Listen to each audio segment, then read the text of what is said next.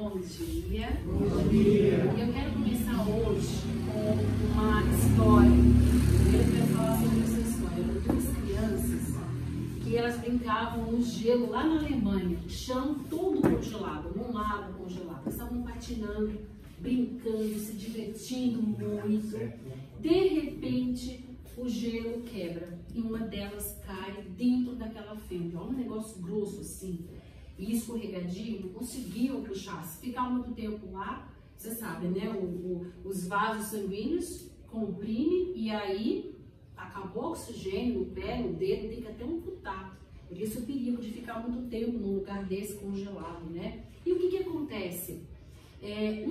Aquela criança que não caiu, entrou em desespero, tirou o seu patim e quebrou, até que conseguiu salvar o amigo. Quando os bombeiros chegaram, aí ela falou assim, mas como que você conseguiu, uma criança tão pequena, tão frágil, quebrar esse gelo e conseguir salvar seu amiguinho, né? E aí nessa hora, sabe quem estava passando lá? Albert Einstein, um grande conhecido, cientista, né? E ele passava por lá e disse, eu sei como que ela conseguiu. E aí perguntaram, mas como? Como que ela conseguiu isso? Aí ele disse, porque não tinha ninguém a seu redor dizendo que ela não seria capaz. E exatamente com essa história que eu quero dizer para vocês, né? Que na verdade, a gente não nasceu capacitado. A gente não é perfeito. Nós, pais, nós não somos perfeitos, né? Mas Deus nos capacita. E principalmente aquele que tem boa vontade. Então a gente não precisa ter grandes conhecimentos. Mas a força de vontade faz com que a gente supere muitas situações. E na verdade, os filhos da gente, a gente pensa que depois que... Quem estava grávida aí, que hoje falou? Você, né?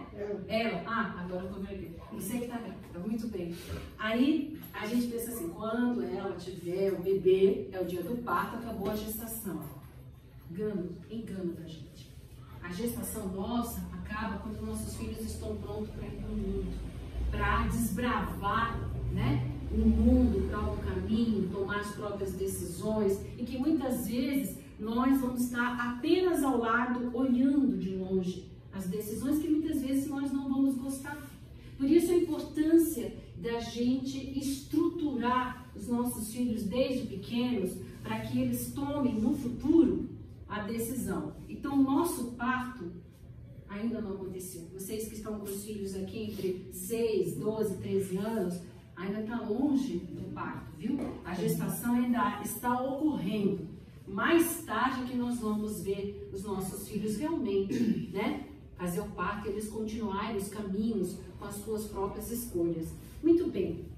O que nós vamos falar hoje é de uma agressão silenciosa, que é o consumo exagerado de todos esses dispositivos digitais. Celular, tablet, televisão, né? E isso tá assim, absurdo. Eu não estou falando do uso necessário para o estudo. Você vê que tem uma televisão, vocês têm um projeto ano passado, né, que tinha o tablet, se vocês vão começar novamente. Isso é importante, né? Antigamente, ó, eu tenho 58 anos. Quando eu estava lá com uns 12, 13 anos no Rio de Janeiro, que eu estudava, eu tinha que fazer uma pesquisa, eu tinha que ir, atravessar, ia ter uma biblioteca, procurar o livro, sentar numa mesa, aí a gente levava um rascunho, que hoje em dia ninguém sabe nem o que é rascunho, né? Copiava à mão o que era importante, né? Depois passava limpo, você já ouviu falar em passar limpo? Que você levava para casa, passar limpo, isso não existe hoje, né? Você ainda teclou errado, já tem um corretor, né? Então, aí eu passava limpo, aí eu comprava aquela folha de papel maço, dobrava, e aí anotava tudo, colava a fotografiazinha que eu ia lá buscar, com muita dificuldade, pagava o xerox, lembra? A gente xerocava só a foto do livro para botar bonitinho no trabalho. Olha quanta coisa. Quando eu queria saber de uma coisa nova, na minha época, a gente esperava domingo, 8 horas da noite, o Fantástico. Vocês já ouviram falar? Fantástico?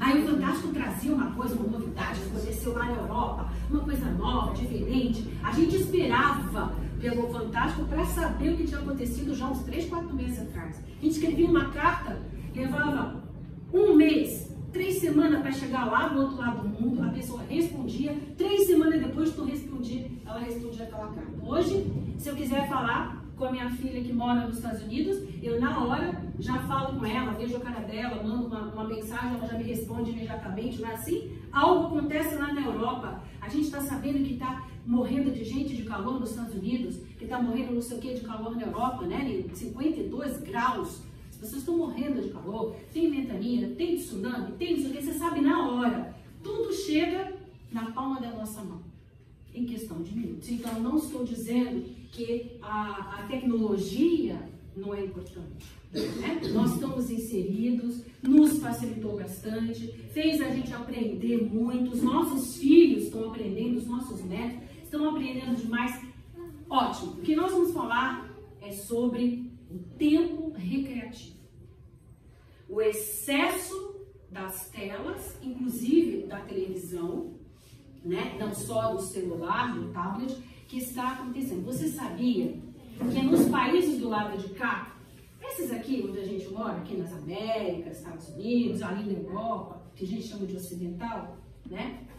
E não lá no lado oriental, onde está a China, Japão, do lado de... Estão falando do lado de cá da gente. Vocês sabiam que uma criança de 2 anos, por dia, ela fica 50 minutos diante de uma tela, seja ela qual for. Que uma criança entre 2 e 8 anos, ela fica uma média por dia de 2 horas e 45 minutos. Uma criança das suas, que estão estudando aqui, entre 8 e 12 anos, eles ficam 4 horas e 45 minutos por dia. Estou falando só de tipo recreativo. Eu não estou falando do estudo, tá? Das coisas que são necessárias. Um rapazinho entre 13 e 18 anos chega a 7 horas e 15 minutos. Sabe o que quer dizer isso no final do ano? São 1000 horas por ano para um aluno da pré-escola. Isso quer dizer que é 20% do tempo do ano inteiro essa criança está diante de uma tela recreativa, brincando. 1.700 horas para uma criança no nível fundamental, que é o nível que está aqui. Isso representa 32% de horas do ano inteiro. E um aluno do ensino médio, 45%. Isso é um absurdo. É isso que nós temos que tomar. Porque 18 anos primeiros de vida da criança representa que ela tem um tempo como se ela trabalhasse integralmente 50% da vida dela, desses primeiros 18 anos. É um número estranho, né? Vocês tinham essa noção? Porque eu, quando fui estudar isso para passar para vocês, como pediatra, eu sabia que era muito ruim. Mas quando eu vi esses números, eu mesma fiquei, vou falar a palavra, abestada. Porque eu não tinha noção de quanto tempo as crianças ficam né, brincando recreativamente diante de uma tela. E a gente pode ler por aí, né, que essas novas crianças, esses jovens da atualidade, eles estão sendo chamados na nossa geração de nativos digitais, né? Se criança já sai do útero e já sabe onde fica o dedinho para tocar né? Ou no celular para ver a Peppa Pig, né? Quem não, né? Já sabe, você já sabe. Já nasceu sabendo, né? Já nasce sabendo, o irmão dela, ela não. Então, isso está mostrando, né, que essas crianças hoje, elas são chamadas de nativos digitais. E aí, tem muita gente que está falando que é muito bom, porque elas pensam mais rápido, que elas são mais reativas, que elas são mais aptas a multitarefa, né? Então, uma criança que está o tempo todo treinando isso, ela é multitarefeira.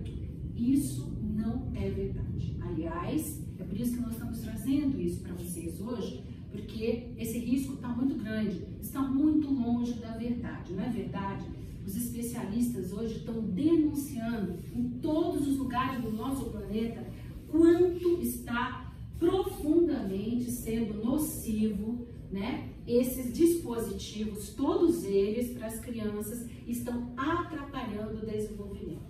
Tem um livro que eu tirei muitas coisas dessa pesquisa, que é esse livro aqui, ó, que é desse Michel Desmourget. Esse homem aqui, ele trabalhou em diversas faculdades nos Estados Unidos, e ele trabalhou em pesquisas. 16 mil crianças. E aí ele fez pesquisas para verificar o desenvolvimento, o amadurecimento do cérebro das crianças diante dessa exposição massiva memórias das nossas crianças, né? E tem um cara aqui no Brasil, que ele se chama Léo Freeman. Ele trabalha também fazendo escritor, ele é psicólogo, e ele trouxe uma coisa muito interessante. Ele disse sobre a demência digital.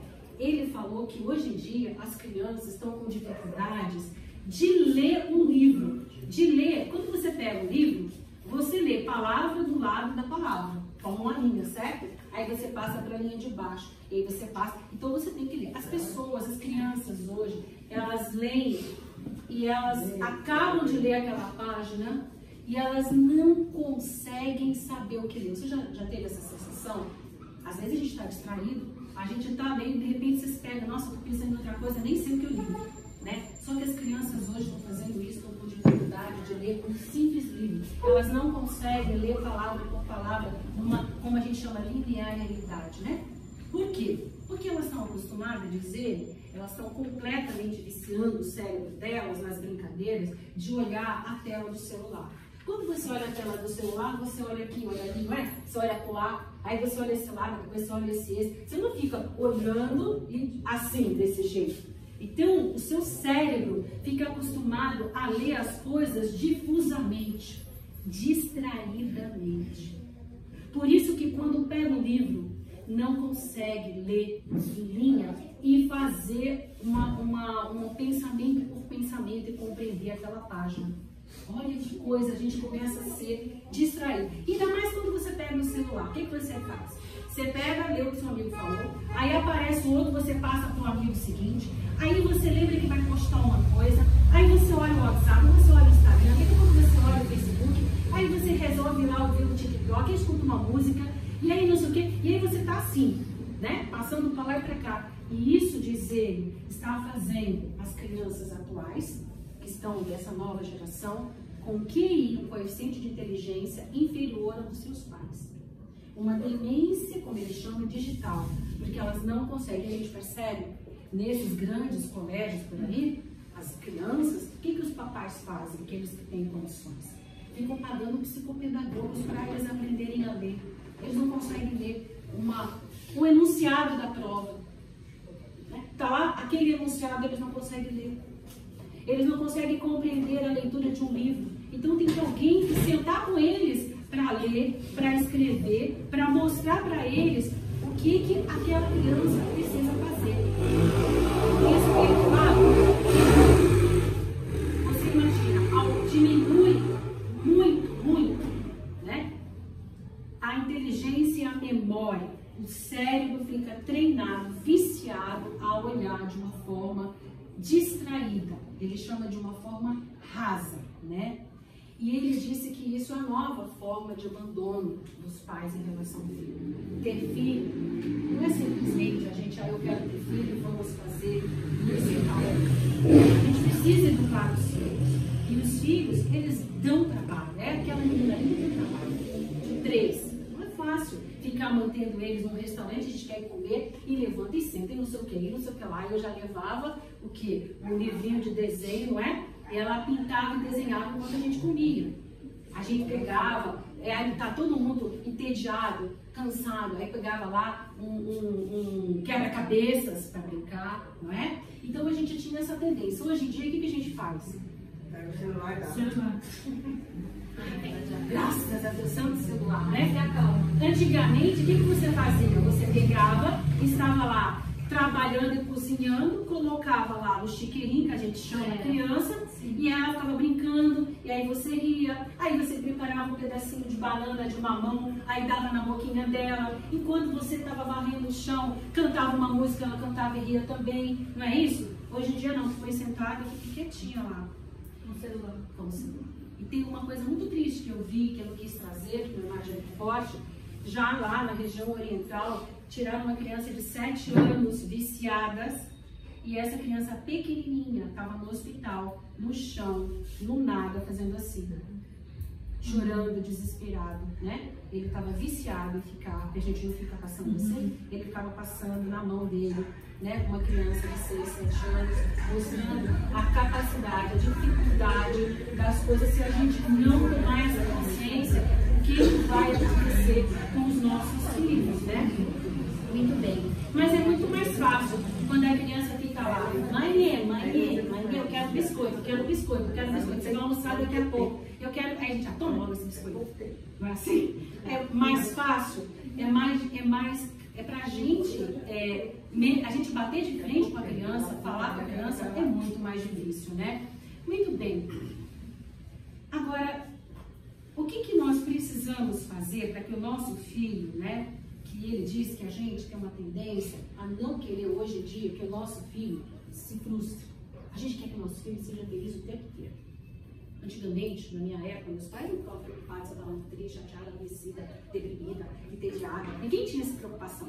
Hoje a gente quer fazer o filho ser feliz. Então a gente não quer que ele espere, a gente não quer que ele não sofra, que ele não fique entediado, né? E aí você dá a tela, você dá o açúcar, a bala, o doce que ele quer, o biscoito cheio de recheio, cheio de corantes e conservantes, você dá a farinha branca, que a gente sabe hoje que a farinha branca é extremamente nociva para a saúde da criança. Se vocês puderem, utilizem sempre, você que vai ter um neném, tudo que começar integral. Arroz integral, pão integral, as coisas integrais elas são melhores, né? A carne vermelha é pesada, que bom pra cara, deixa pra cara, porque ela faz, depois sabe que vai morrer e passa, né? Aquela energia do medo, do pânico pra carne. Aí o teu bebê começa a comer carne um monte de vezes e aí começa a despertar para mais agressivo, mais nervoso, né? Então a carne vermelha não é tão importante. Um frango, um peixe, um ovo, um arroz, um feijão. E não tem só feijão, grão de bico, lentilha, né? Vocês têm uma nutricionista que orienta vocês aqui bastante, então ela deve ter trazido as verduras, os legumes, que a gente quando entra, depois que a criança começa a comer comidinha, a gente já passa logo, né, para batata frita, arroz e feijão, carne moída com purê de batata, carne assada com, né, assim, e acabou. E a gente esqueceu que tem que dar 2 raízes, 2 legumes, 2 verduras na alimentação, que as frutas são extremamente importantes para a alimentação. Então, ainda mais na fase desses meninos que estão aqui, que são os meninos na fase da pré-adolescência. Os hormônios vão começar a aumentar. A necessidade desses nutrientes são muito importantes para a maturação. As crianças pequenas, para o desenvolvimento, para a imunidade. Quantas coisas são importantes na nutrição. Muito bem.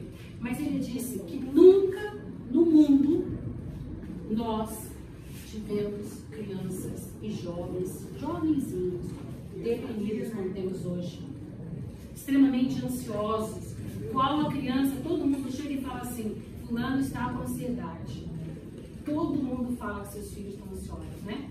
Deprimidos, crianças com agressividade, com problemas de sono, com angústias, criança angustiada, obesa, míope, porque fica com o negócio aqui na cara, né? Tudo vendo na cara. Então, míopes. A quantidade de crianças, né, com essas situações está muito séria. E dor na região cervical, porque fica o tempo todo assim. Então, com dores na região cervical, e isso leva a compressão, que dá dor de cabeça. Eu tenho recebido no consultório crianças pequenas com enxaqueca, com dor de cabeça. Por quê? Porque ficam horas, né, com a informação dessa luminosidade, dessa agitação da cidadela. Crianças com hiperatividade, com a imunidade baixa, com agressividade, com arrancando um pedaço de si mesmo, né? Automutilação, isso vocês têm visto, é algo que aumentou muito, né? Na nossa atualidade, exatamente por esse excesso.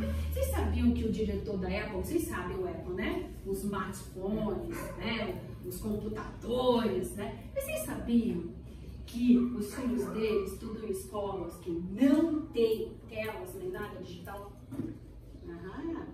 Eu vendo para vocês, mas os meus filhos, eles procuram escolas caríssimas nos Estados Unidos, todos que trabalham na Apple, todos aqueles que estão lá em Los Angeles, no chamado Vale do Silício, onde de lá sai tudo que é de novo de digital, todos os filhos estão em escolas, diz esse jornalista francês, em escolas que não têm telas.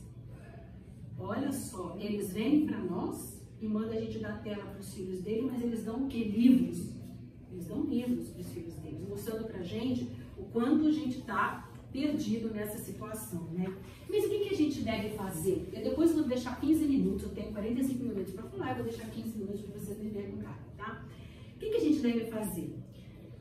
Vocês já provavelmente ouviram dizer também que proibir o meu filho de ficar no celular, né? De não saber dos games novos. Nossa, ele vai sofrer um isolamento, ele vai ter um transtorno psíquico, ele vai ficar deprimido. Gente, isso daí é uma inverdade.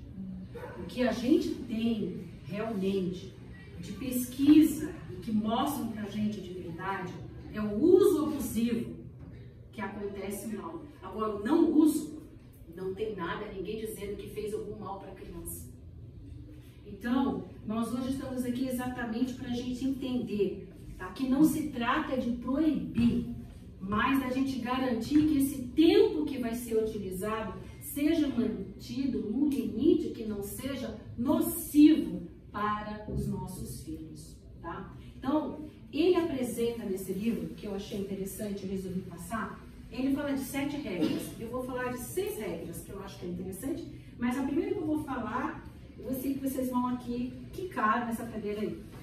Você acredita que ele fala que nos primeiros 6 anos, e ele é um especialista do cérebro, né, da parte de neurocognição, e ele diz que nos primeiros 6 anos, ausência total de telas, todas as telas, televisão, celular, tablet, para as crianças. E aí ele fala assim, para crescerem de modo saudável, crianças pequenas não precisam de telas, isso até 6 anos, tá? Elas precisam de quê? Coisas simples, que nós falemos com elas. Falar com a criança, conversar com ela, faz com que ela primeiro saiba o que você realmente pensa. E não deduzindo o que é que a gente pensa, a gente precisa conversar com os filhos da gente, né?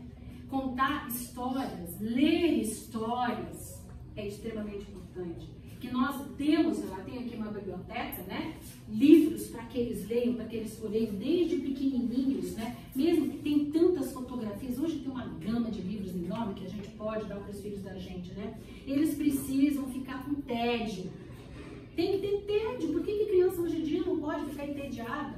A minha mãe me dava uma corda e mandava eu pular. Eu ficava pulando 50, 90, 100, competindo de pular corda, né? Jogar queimado na rua, jogar em casa, fazer quebra-cabeça. Ele fala, a gente precisa brincar, montar quebra-cabeças, construir casas com Lego. Lembra? Hoje no silêncio a gente já compra mais Lego. Correr, pular e cantar. Vocês viram o projeto de vocês aí da música? A música muda. Às vezes você está aborrecido, está magoado, teu chefe te falou uma coisa que você não gostou e não sei o que, aí você põe uma música, não muda? Muda na hora. A música mexe com a gente, faz com que a gente... E a criança precisa dessa música, mas tomar cuidado com que tipo de música. Porque tem algumas músicas que passam mensagens que hoje em dia não é nem subliminar, quer dizer, que ficam ocultas. Não, é na cara mesmo, né? A mulher, a menina, objeto, né? A sensualidade, né? E antes do tempo de acontecer, faz com que aquelas crianças acabam vendo uma perspectiva da sua volta, do mundo, de uma maneira diferente, né? Então, gente, a gente precisa fazer que as nossas filhas e filhos aprendam a desenhar, a tocar um instrumento, música, praticar esportes e não viverem, né, simplesmente no celular. Às vezes a gente vai lá, aceita, eu não sei aqui nessa comunidade, mas costuma ter lugar para a gente fazer esportes, não tem? Fazer dança, aprender música. É extremamente importante a gente direcionar a vida dos nossos filhos para essas coisas. Todas essas atividades constroem o cérebro de uma forma mais segura e mais eficaz, tá? E muito mais do que essa tela recreativa. Aí você pensa assim, mas se os meus filhos não entrar em contato com essa parte digital até 6 anos, eles vão perder, eles não vão compreender, depois vai ficar mais difícil. Engano seu. Quando eles com 6 anos e 1 mês, eles já vão aprender tudo que tinham aprendido até então. Porque aí o cérebro deles está tão estruturado que eles têm uma inteligência diferente. Eles vão realmente aprender porque o seu cérebro conseguiu ser amadurecido entendeu? A inteligência, a memória será outra. Ou seja, a criança não vai se tornar um deficiente no mundo digital porque não foi exposto à tela nos primeiros 6 anos de vida. Tá? Ao contrário, ela se desenvolverá, diz ele, longe das telas e ajudará a utilizar o que o digital pode oferecer de positivo no futuro. Tá? Aí eu queria contar uma historinha para vocês. Deixa eu só beber o meu lado aqui, André, para você. Eu queria contar uma historinha para vocês, que é muito interessante, que ela se chama, não sei se já ouviram, O Nó no Lençol, já ouviram? Já ouviu essa história? Então, uma história bonita, né? Conta ele assim, que uma reunião numa escola, a diretora incentivava que os pais apoiassem as crianças. E aí falando da necessidade da presença desses pais junto com seus filhos. Mesmo sabendo que a maioria dos pais e de mães trabalhavam fora o dia inteiro, né? Ela tinha convicção da necessidade que esses filhos tinham de ficar junto com os pais. E foi então que o pai, no meio da reunião da escola, uma dessas assim, né? Ele se levantou muito sem jeito e ele falou, olha, tá difícil para mim, porque eu quando saio para ir para o trabalho, o meu pequeno, ele já está, né? Ele ainda está dormindo, porque ele sai às 4 da manhã. Quem já não sai às 4, 5 da manhã? Não é verdade? A gente sai, aí vai pegar a perua, aí vai pegar, esperar o metrô, ou pegar o ônibus, e é 2, 3 conduções para chegar para o trabalho, e na volta a mesma coisa. E aí ele dizia que quando ele voltava, o pequeno já estava dormindo. Então que ele não via, né, esse filho o tempo todo. Mas ele tinha que trabalhar muito para sustentar a família dele, né? E isso deixava ele muito angustiado. E ele queria, né? Ele via que ele só tinha contato com o filho no fim de semana. Então, olha o que ele resolveu fazer para se redimir. Ele ia beijar a criança todas as noites quando ele chegava, né? E ele contou que cada vez que ele dava um beijo, ele dava um nó no lençol para que o filho, quando acordasse no dia seguinte, soubesse que ele tinha estado ali. Então, quando a criança acordava, o menino sabia que seu pai o amava e lá estivera, e era o nó, né, o meio de ele se ligar ao seu filho. Muito bem, aquela história emocionou a diretora, né, e que com surpresa, sabe o que ela verificou? Que ele era o menino mais ajustado e o melhor da classe dele. Olha que interessante, gente, não é a quantidade de tempo, é a qualidade do tempo que a gente passa. Mesmo que você fique 1 hora brincando de carrinho e está pensando o que você vai fazer e não está fazendo, melhor não fazer.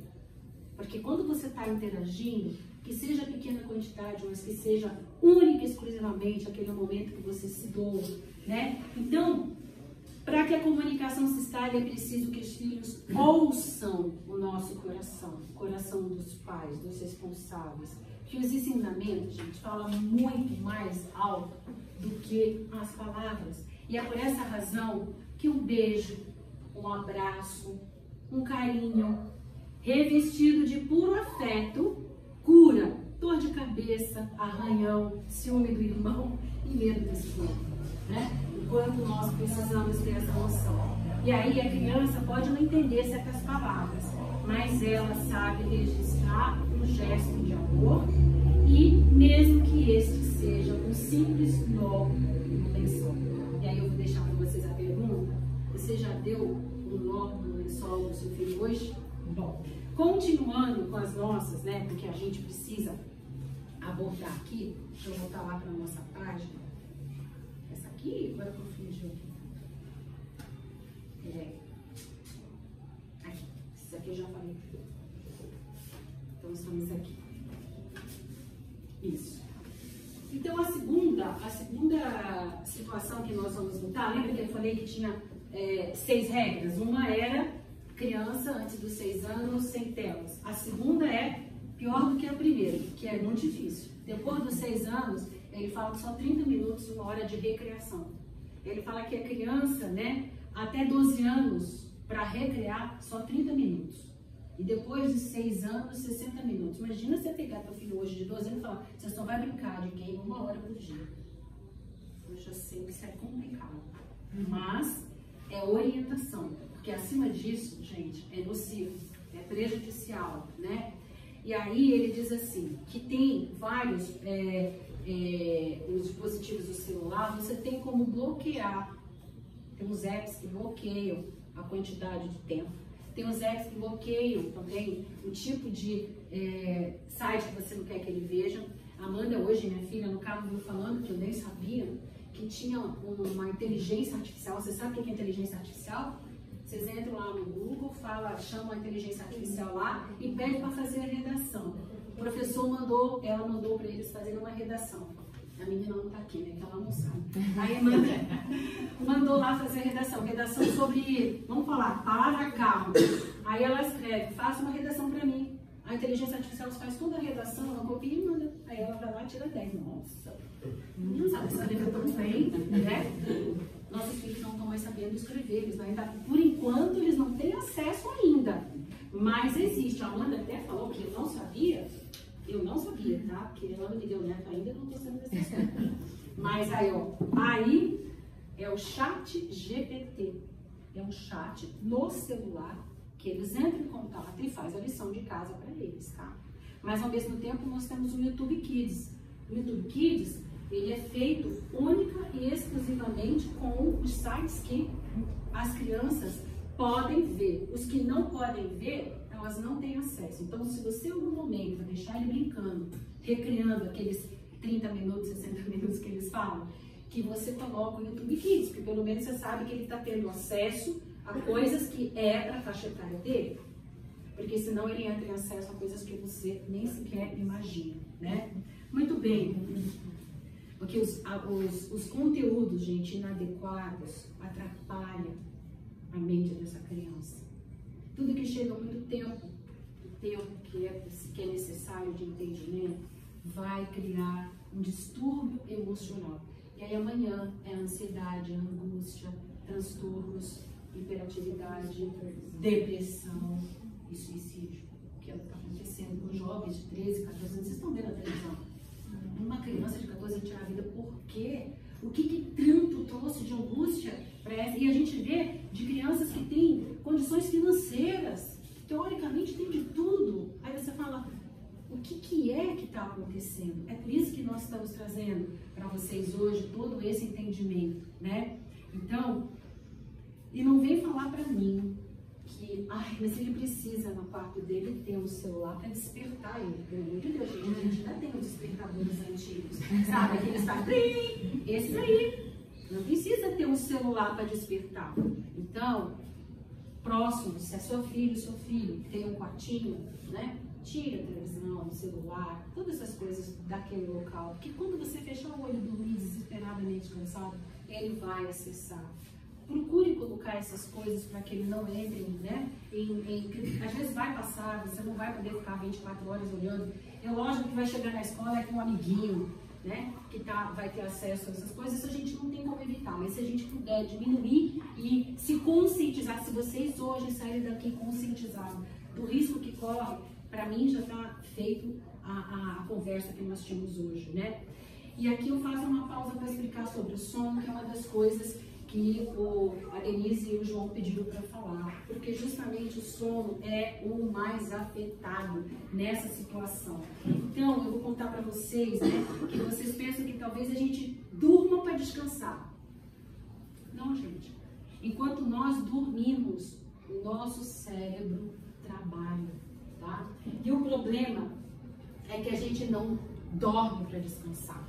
Nós dormimos porque existem tarefas que o nosso cérebro não pode realizar enquanto a gente está aqui sentado conversando. Ó, ela já sentou, já tirou o casaco, ela mexeu no cabelo, ela chorou aqui uma meia hora atrás, aí o outro tá com o coração batendo e não sei o que, e a outra tá ali pensando, meu Deus, a cara dela tá assim, o que eu tô fazendo?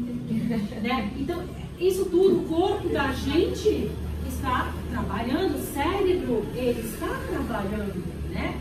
E quando? Eu vou fazer uma analogia. Sabe no supermercado? No dia de liquidação, primeiro dia de liquidação, abriu lá, o que acontece? Entra um bando de gente E começa todo mundo tirar as coisas da prateleira. E aí aquela prateleira fica vazia, cai coisa no chão, começa a quebrar. Aí os funcionários vão lá, tenta repor, tenta limpar aquele entulho enquanto as pessoas estão passando. E aí o cara que acabou de pegar essa manteiga aqui, aí acha que não vou ser dessa manteiga não. Ele põe aqui dentro e pega outra. E é uma confusão, não é assim? E aquilo vai aquele frenesi, e aí tem que, uma pessoa pergunta para o funcionário onde que está a Coca-Cola, sei lá, Coca-Cola não faz bem, Coca-Cola é bom pra gente se falar, tá? Pia de cabelo, mas pra gente beber não. Aí vai lá, pergunta onde que está não sei o quê, e o funcionário tem que responder, né? Aí daqui a pouco tem que passar aquela coisa no caixa. Vocês podem imaginar isso? É uma confusão. Se fecham, né? Aí o que acontece? Todos os funcionários, os clientes vão embora, os funcionários podem então repor os danos, né? Então eles resgatam aquilo que ainda sobrou na prateleira que é possível resgatar, limpa o chão, né? Abastecem as estantes para o dia seguinte, fazem o inventário daquilo que venderam, no estoque se ainda tem tanto disso, daquilo, para o dia seguinte vai abrir de novo, prepara a abertura para o dia seguinte. Gente, o nosso organismo é igualzinho, né?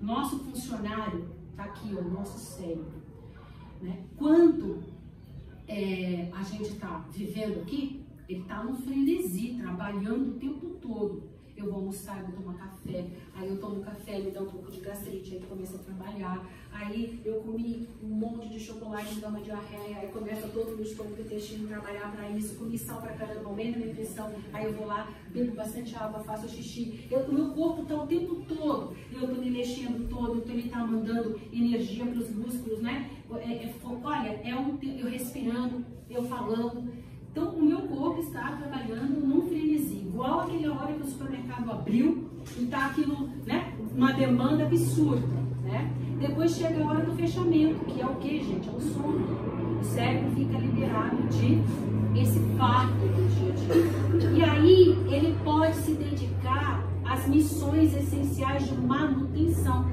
Não é assim que o supermercado faz? Quando todo mundo vai embora, eles vão organizar tudo para abrir no dia seguinte. Quando a gente vai dormir, já que o cérebro não tem que trabalhar nessas outras coisas para manter o funcionamento, ele precisa trabalhar, né, restaurar o corpo, né? Então, por exemplo, vamos falar da criança, tudo que ela aprendeu, que a Denise lá ensinou, eu não sei se a Denise ou quem mais ensina, o professor ensinou na escola, de noite, é que o cérebro vai arquivar, vai organizar. Igual quando você está na biblioteca, faz aquela bagunça e depois eles vão lá, aí isso aqui é ciência, isso aqui é história, isso aqui é geografia. É a hora que o cérebro organiza, arquiva, processa tudo que ele aprendeu. Vai ser assimilado e guardado. O crescimento do corpo é estimulado durante o sono, não é durante o dia a dia. As infecções e doenças são combatidas à noite. Ele entrou em contato com tudo aqui e aí à noite o sistema imunológico começa a trabalhar. Então a importância do sono. No final da noite, quase de manhãzinha, pronto. A máquina está pronta para funcionar e enfrentar o dia que nasce. As portas se abrem e o sono cessa. Agora, um dia que eu não dormi bem, passei a noite, acordar, meu filho chegou às 5 da manhã, mais um novinho de 22 anos. Não dormiu à noite, né? Então, um dia que você faz isso, tudo bem. Mas e se a gente começa a fazer isso todos os dias? Cronicamente, o seu corpo, ele não tem tempo, ele é curto o tempo de manutenção noturna, de colocar as coisas em ordem. Percebem a importância do sono, né? Porque se você não tiver um sono perturbado, se tiver um sono completamente em que não haja essa manutenção, isso vai alterar. Se você não dorme bem, o seu corpo não funciona bem. Certo? Estudos mostram que a carência do sono afeta 3 coisas: a memória, a atenção e o amadurecimento do cérebro. Você sabia que a Sociedade Brasileira de Pediatria definiu que adolescentes hoje e até 26 anos? Eu sei. Você sabia disso?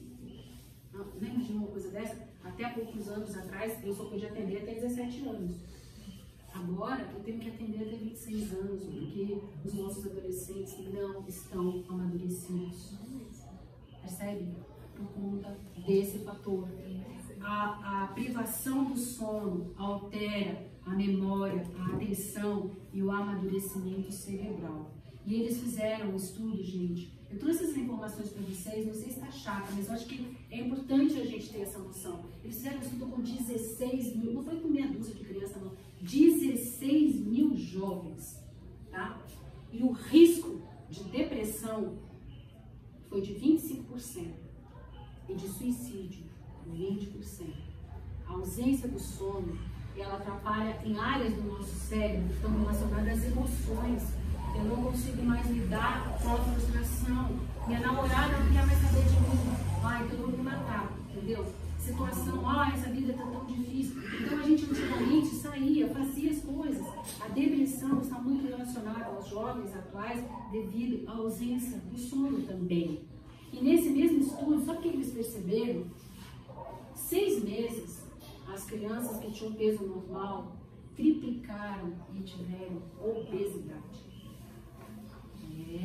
Por quê? Porque durante o sono, nós temos os hormônios, a química do corpo para manter. E quando tem ausência, a falta de sono, no dia seguinte eu tenho mais apetite, porque eu tenho que repor de alguma maneira. O organismo manda eu comer mais. As crianças triplicaram o seu peso, porque aquelas que tinham o mínimo, né? Não tinham o mínimo de sono. Aí, antes que vocês me perguntem, né? Quanto tempo de sono nós devemos ter? Criança de 1 a 2 anos, elas têm que ter entre 11 e 14 horas de sono. Mínimo 11, máximo 14. Crianças de 3 a 5 anos, de 10 a 13 horas de sono. Crianças de 6 a 12 anos, que é a faixa etária aqui do grupo de vocês, de 9 a 12 horas de sono. De 13 a 18 anos, de 8 a 10 horas de sono. E adultos jovens, né, de 18 até 25, que ainda são atendidos no pediatra, né, de 7 a 9 horas, tá? E as pessoas mais de 65 anos, de 7 a 8 horas. Viu, Amanda? 6 horas é muito pouco, porque a Amanda hoje me disse que ela dorme 6 horas. Ela já não dorme mais comigo, não posso mandar ela pra caminha, né? Aí, Naná, agora eu vou todo dia te falar, já tá dormindo? Muito bem. Então, a gente está com as crianças na fase da adolescência, onde vocês estão na pré-adolescência, onde o pico de hormônios é muito grande e eles precisam, né, desse sono para que o organismo deles funcione da melhor maneira. Então, gente, falta de sono vai dar, sabe a tomada de decisão urgente? Você já viu os jovens hoje? Vou fazer amanhã. Depois amanhã, agora não. Não, deixa para amanhã isso.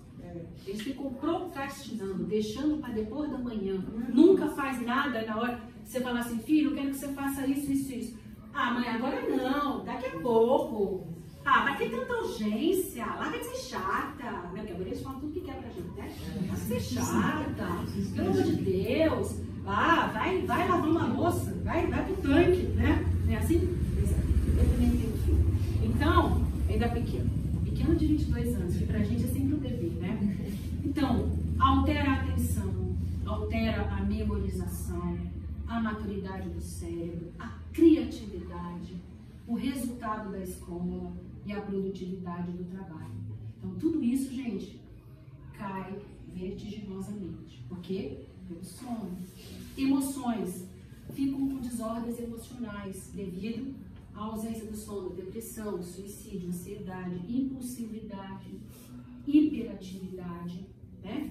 Um transtorno de comportamento e agressividade. Eu tô aqui e eu encho minha biblioteca na minha cabeça só com livros de guerra, tô lá no game, matou, acabou, isso aqui, eliminei. É fácil, eu eliminei tudo. E na vida? Você consegue eliminar os problemas assim fácil? Eu não gosto de você, te mato, porque no jogo eu queimo, mato, trucido, né?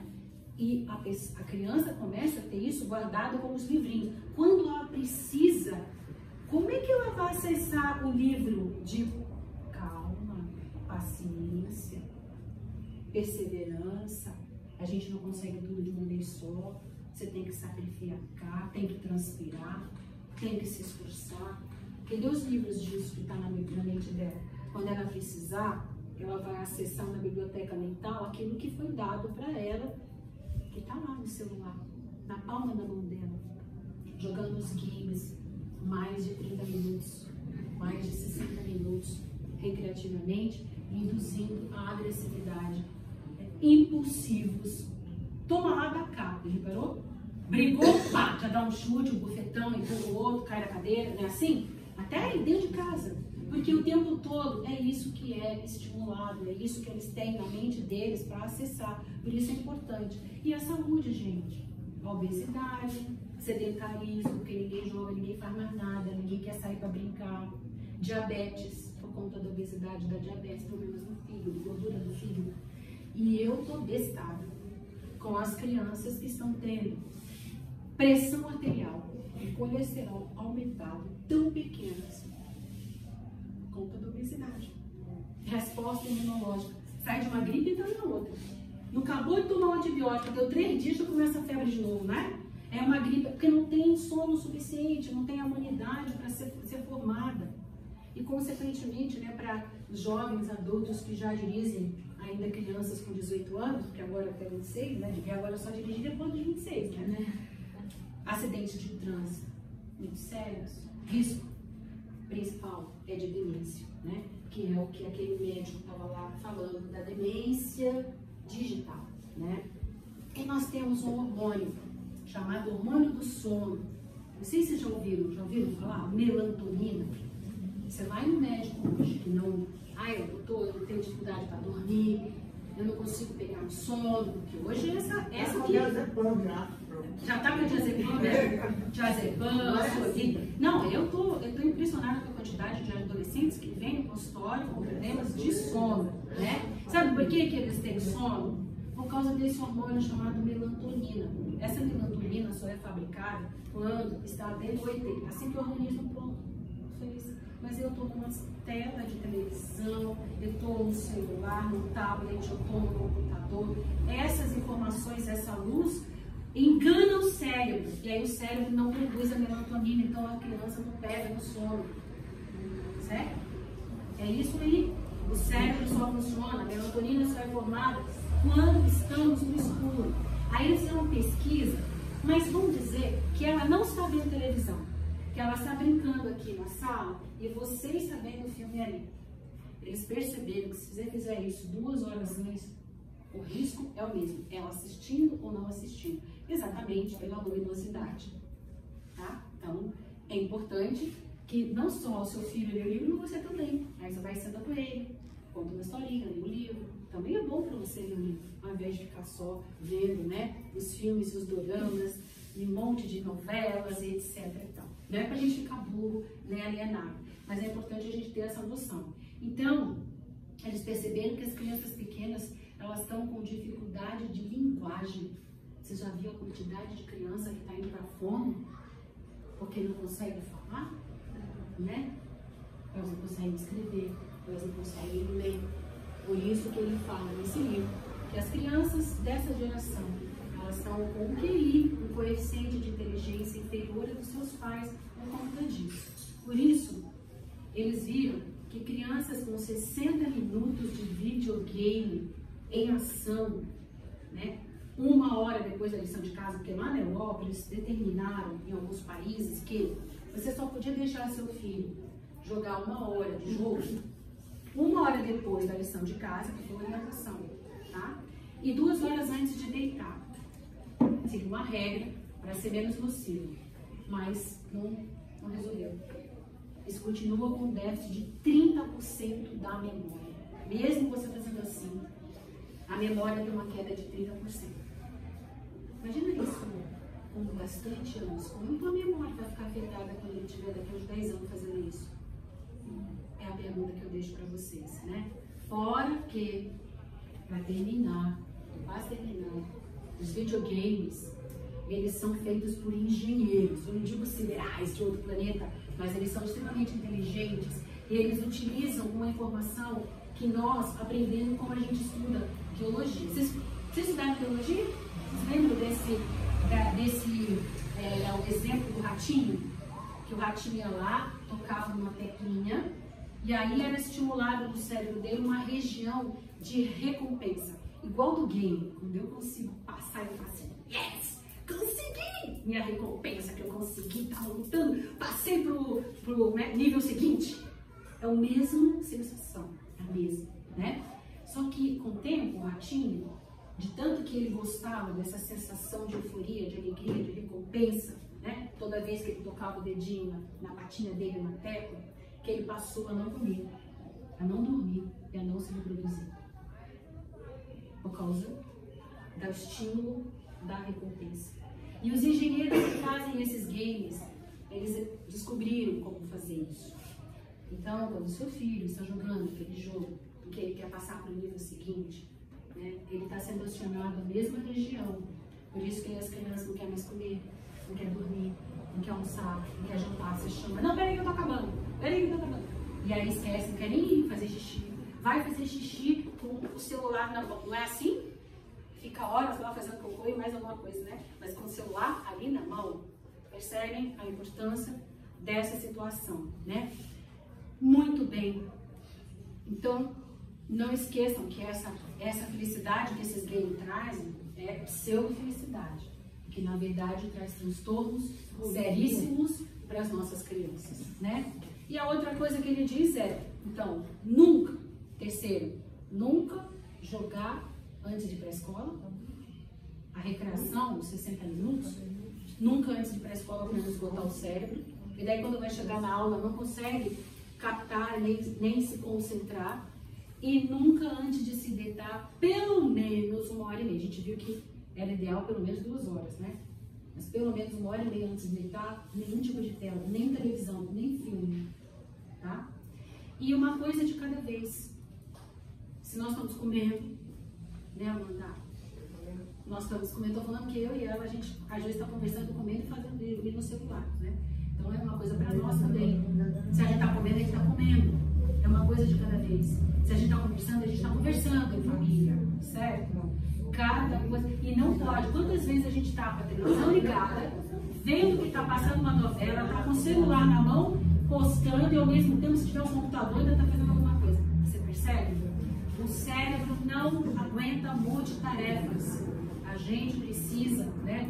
Quanto mais o nosso cérebro, o nosso filho estiver fazendo multitarefas, pior e mais distraído ele é, pior vai ser o seu desempenho e pior o nível de aprendizado e memorização.